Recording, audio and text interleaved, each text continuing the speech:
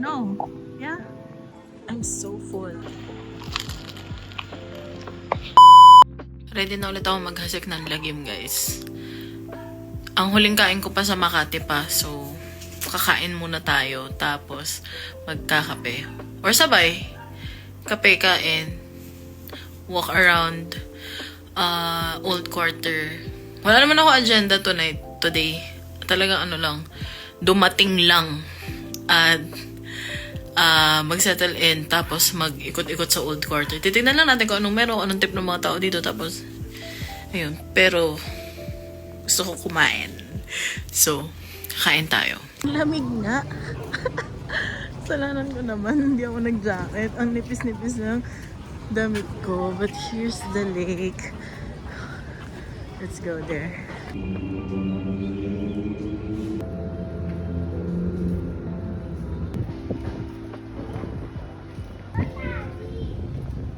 Umulan. Kasi ito yung una ko nakitang kainan na may silong. Well, nung lumakas yung ulan, ito yung una ko nakita. So, magbabanli muna ako.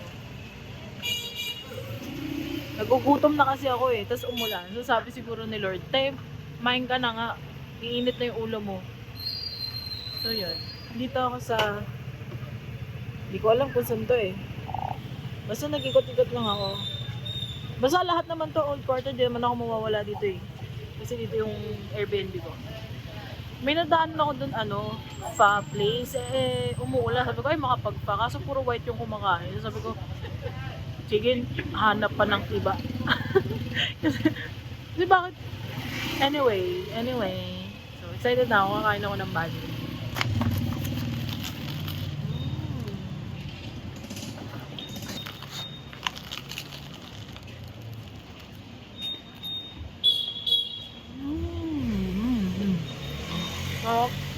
Pakinggan nyo to.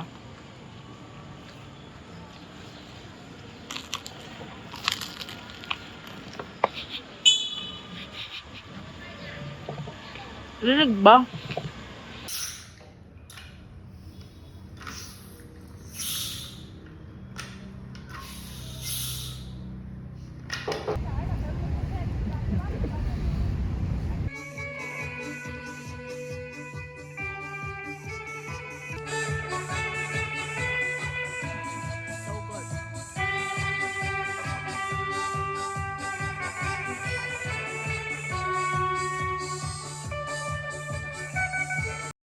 Nanalo ang gutom.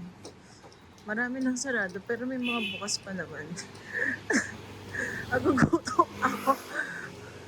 Hanap tayo ng makakainan. Marami pa namang open. Tsura ko talagang magmi-midnight snack lang. Nagugutom ako. Hanap ako ng makakain. Bye. My first vlog. Ito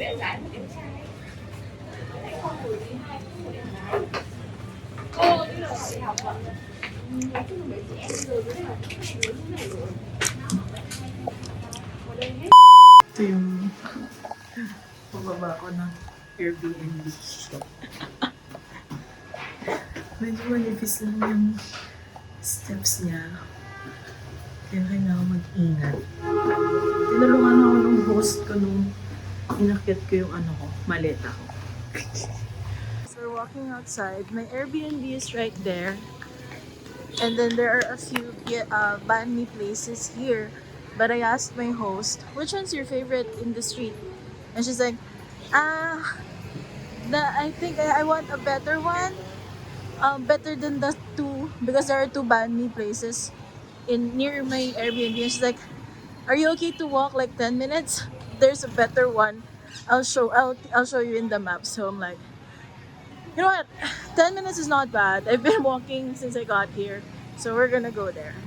This is me in the streets of Vietnam, Hanoi. Living my life. Walking in the street. Wow. 7-minute walk away from my Airbnb. Yeah.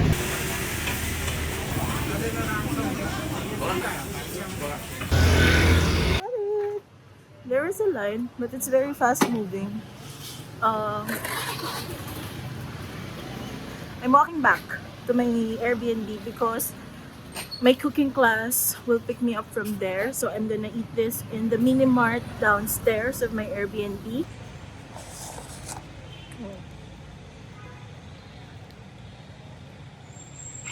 Mm.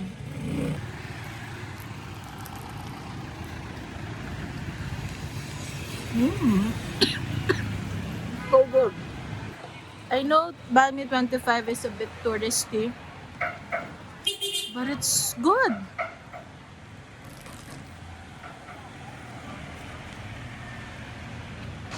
Mm. Mm. Mm. It's the crispy pork banh mi. Tomorrow, I'll go back there and I'll get the other signature, which is like the barbecue pork. But this is good. Like this is 45,000 Vietnamese dong. Converted like 100 probably. I don't know. You'll never get this in Manila.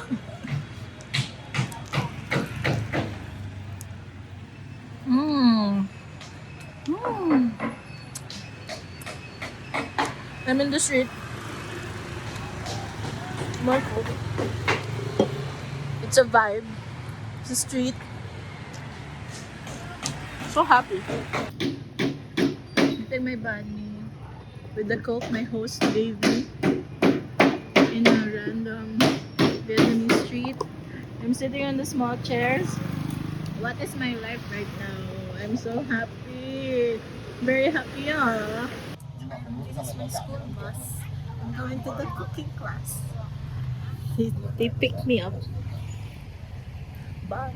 I'm going to cook. We say một Một hai hai ba ba hai ba yes go. that's right một hai ba zo So is yes. that counting? No. yes counting 1 2 3 cheers Yeah. yes một hai ba zo I'm going to the banh mi place that my teacher recommended to me. It's a good call wearing a jacket today kasi malamig.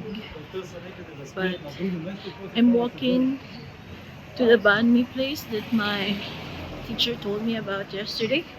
It's about a 2-minute walk. So I'll show you when I get there. This is the place my teacher recommended me. So let's go. This cute neighborhood. It's the upstairs. So I told them I'm gonna sit out here. It's in this little neighborhood. And we're gonna have our coconut coffee and banh mi here. I'm sitting outside. I'm so excited.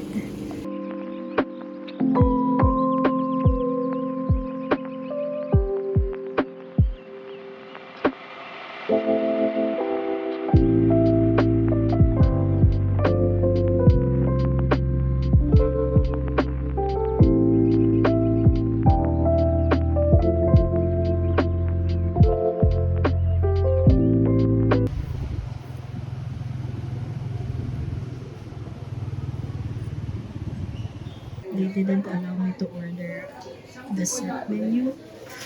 So I ordered this tofu and caramelized pork and steamed rice. They didn't want me to order many things. They said too many food. So, and then I ordered this orange juice something. So, I wanted to do the whole spread. The waiter told me, no, too many food. Okay, okay.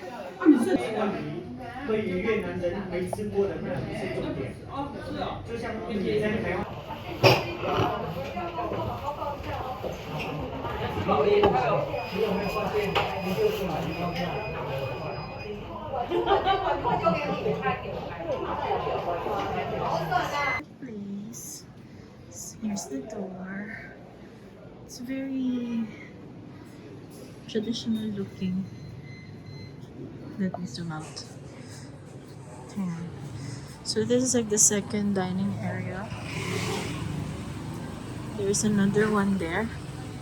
So, what's this? So we walk here. There's the other dining area that they have. It's in this street.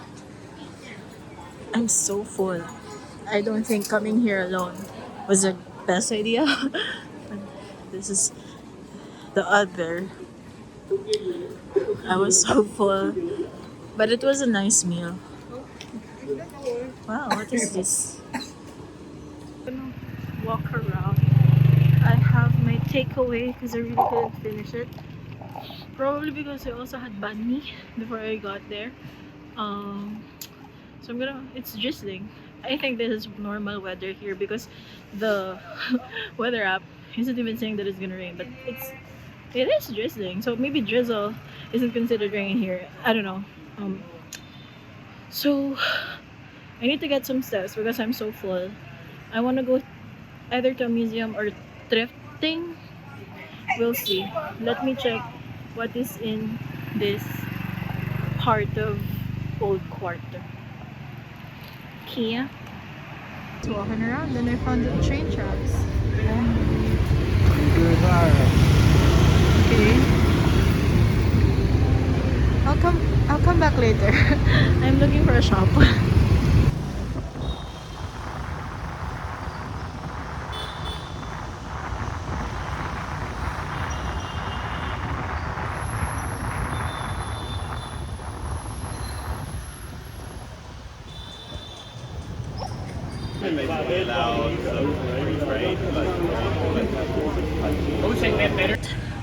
But I have sausage. My favorite sausage.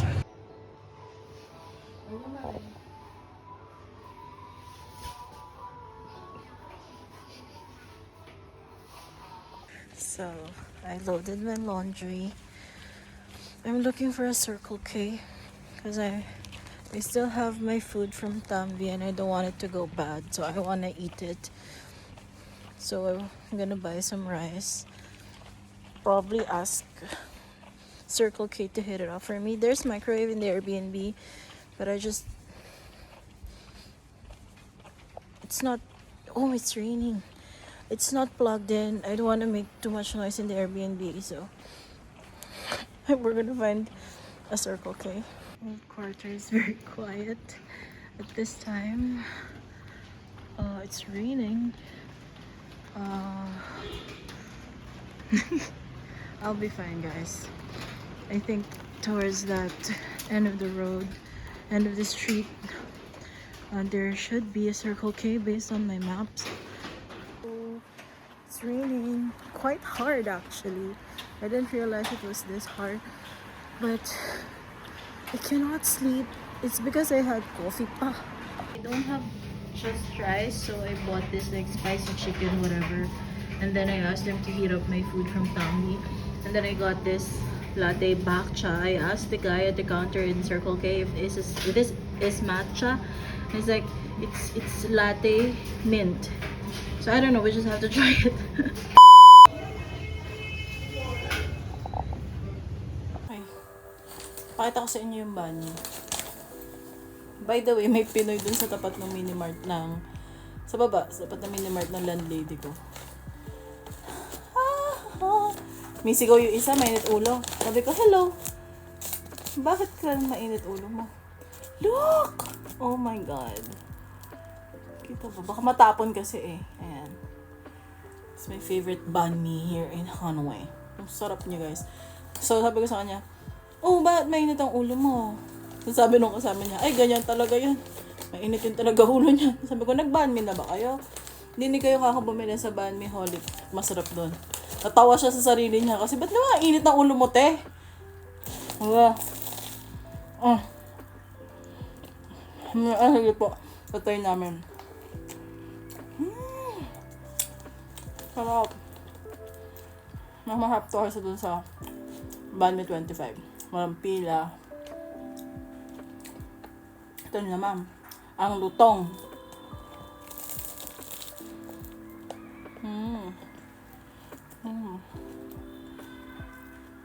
So today, may walking tour ako.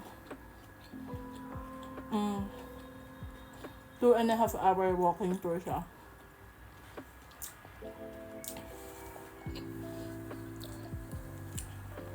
Two PM yun. Wait.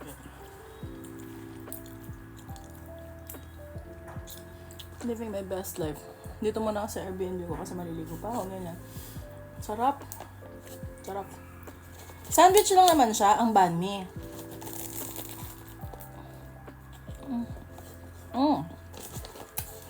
Pero, crispy yung croissant, yung baguette. Tapos airy yung loob. Tapos may pickles. Actually, if may comment na ako dito, sana mas vinegary pa yung pickles. Pero, yung pate, yung barbecue pork, nakita nyo naman. 35k VND lang to. So, kano yun? Ang 10,000 nasa 22. Wala pa 100 for this. Yung laki ng mukha ko. Mahaba ng konti.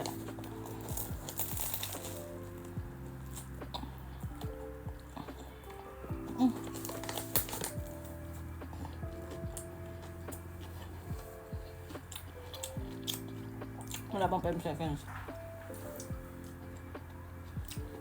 Kasi, kung hahabwe, magkano ang sandwich? Tas deli meat pa yun. Ang mga banh mi places sa atin, wala naman. Hindi masyado sikat ang banh mi sa atin.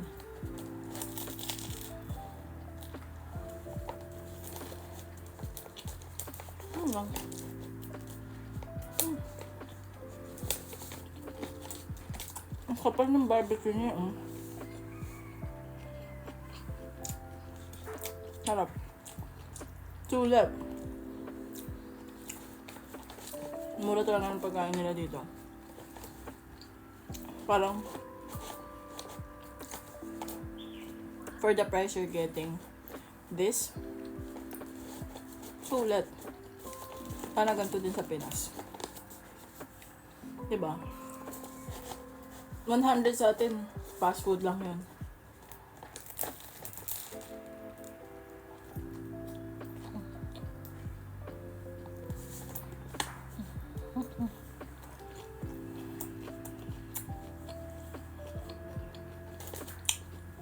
So good. Tikman natin yung kape. Coffee swada lang to. Vietnamese coffee with milk and sugar and ice. Ito 45k BND. So, ito 100. Nasa ganun. Kasi ang 10k 22. So, 22. No, mga 100 ata.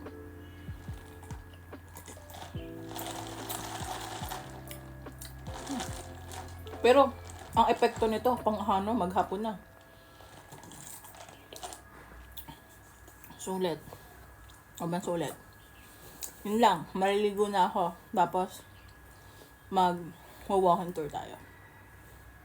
Okay.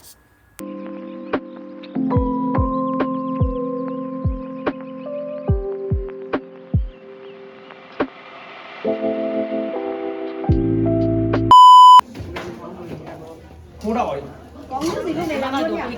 Không. Lên một trái lên thôi. Nào lâu rồi. Lên nem rồi. Ăn đen.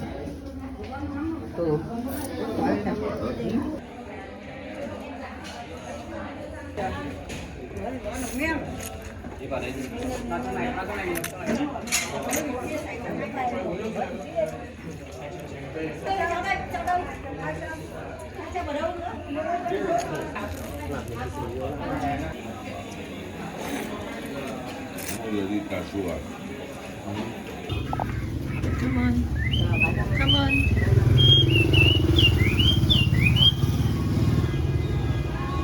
This random angle, like, you wouldn't even know. Yeah? Amazing.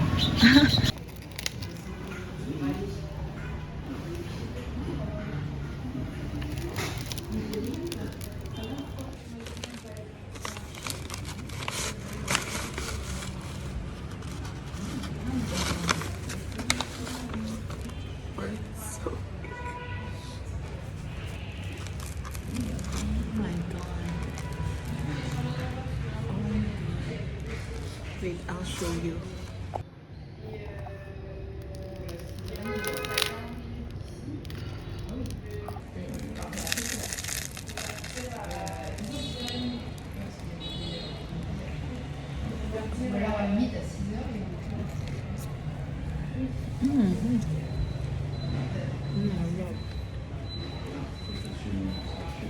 Come closer.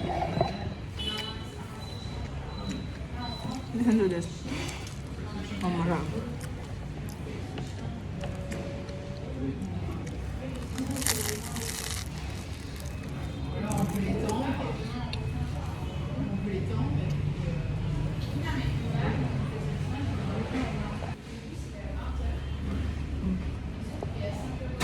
So good.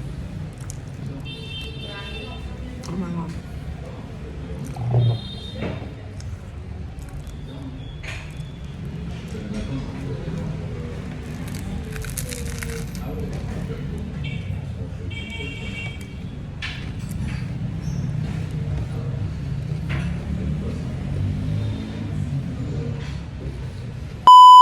Ulan.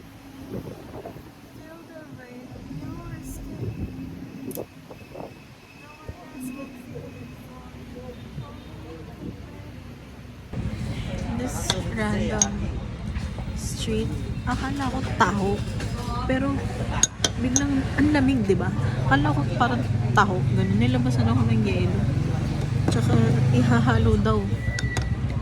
Kasi akala ko, tingnan nyo, akala ko taho eh.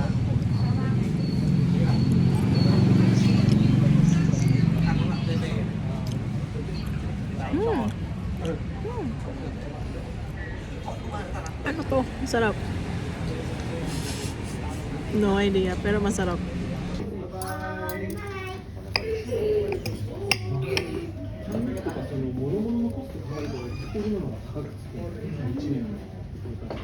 Thank you very much. Thank you, sir. Someone.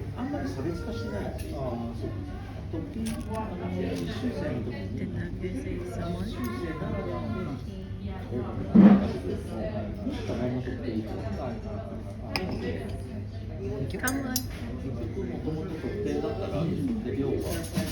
Nice place. It's a sit-down place. Well, I think Crocs is allowed. I saw someone, like a guy upstairs wearing shorts and Crocs. So I don't think it's fine. But it's a really like fancy mood lighting, high ceiling, brick wall kind of place. The food's nice. So there's my seat. I'm going out. I want to walk. I'm so full.